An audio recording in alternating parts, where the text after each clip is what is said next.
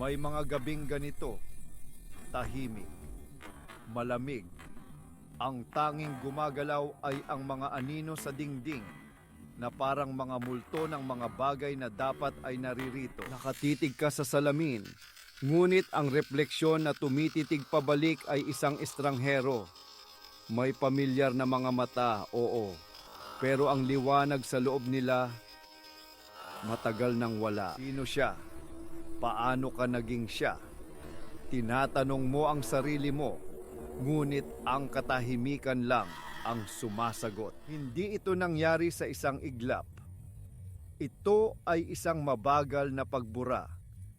Isang unti-unting pagkawala na hindi mo namalayan hanggang sa huli na ang lahat. Nagsimula ito sa maliliit na bagay. Mga opinyon na kinimkim mo, mga pangarap na isinantabi mo, mga piraso ng iyong pagkatao na tiniklop mo at itinago para magkasya sa mundo niya para sa kanya. Ang mga ito ay sakripisyo, mga patunay ng pag-ibig. Pero sa sikolohiya, may mas madilim itong pangalan. Ito ay identity erosion.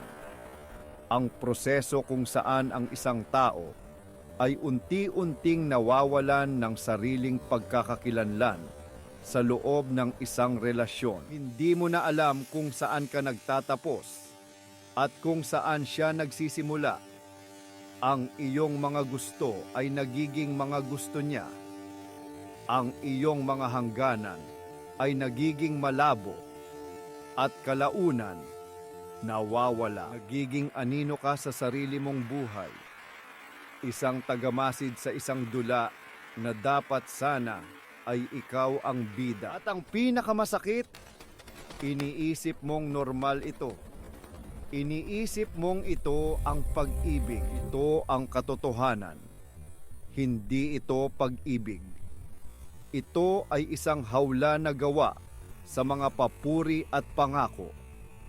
Isang magandang kulungan kung saan ang kandado ay ang iyong sariling pagnanais na mahalin. Isipin mo na ikaw ay isang blangkong piraso ng marmol. Puno ng potensyal, puno ng mga anyo na hindi pa natutuklasan. Dumating siya, ang manlililok.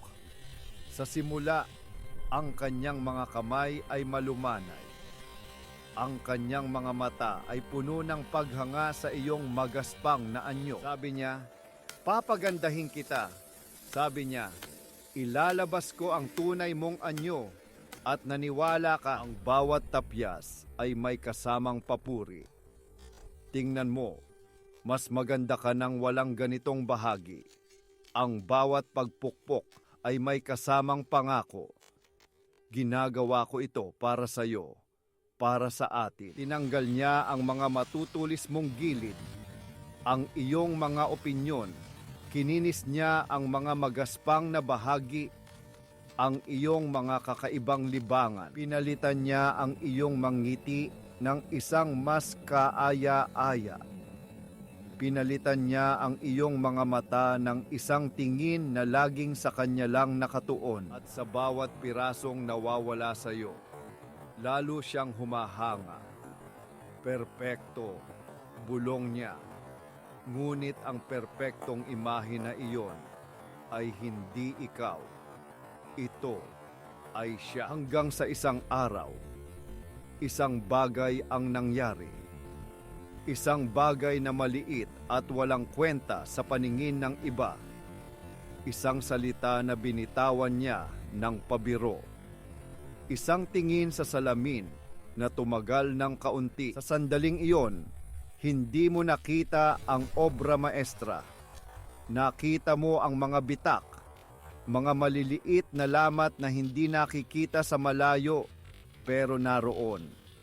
Mga linya ng stress mula sa bawat pagpukpok. At doon, sa gitna ng katahimikan ng studio, may isang bagay na nag-iba. Isang click. Ang tunog ng pagkabali ng isang PC na hindi mo alam na nakatali pala sa iyo. Ito ang sandali. Ang sandali na nagpapabago sa lahat. Hindi ito isang pagsabog. Ito ay isang tahimik na paggising. Isang pag-amin sa sarili na masakit at hindi maiiwasan. Naintindihan mo, ang lahat ng pirasong tinanggal sa iyo, hindi sila mga depekto. Sila ay ikaw. At sa pagkawala nila, nawala ka rin. Ang pagpili sa sarili mo ay hindi pagiging makasarili. Ito ay hindi pagtalikod sa pag-ibig. Ito ay pagpili na huminga muli pagkatapos mong malunod. Ito ay ang pag-angkin muli sa iyong mga anino, sa iyong mga gilid, sa iyong boses. Ito ay ang pagsasabing, ako ito, at sapat na ako. Ang sandaling ito ay masakit. Dahil ang paglaya ay nangangahulugan ng pagsira sa obra maestra. Ang pagsira sa puso ng manlililok na umangkin sa iyo. Iiyak siya, magagalit siya. Sasabihin niyang sinisira mo ang lahat. Pero ang lahat na tinutukoy niya ay ang mundong itinayo niya para sa kanyang sarili. Gamit ang mga piraso mo. Ang pagbuo muli sa sarili ay mas mahirap kaysa sa pagkasira. Maraming gabi kang mag-iisa. Pupulutin ang mga pirasong itinapon mo. Ngunit sa pagkakataong ito, may pagkakaiba. Hawak mo na ang pait at martilyo. At ang obra, kahit kailanman hindi na magiging perpekto sa mata ng iba, sa wakas ay magiging tunay. Sa wakas ay magiging sayo.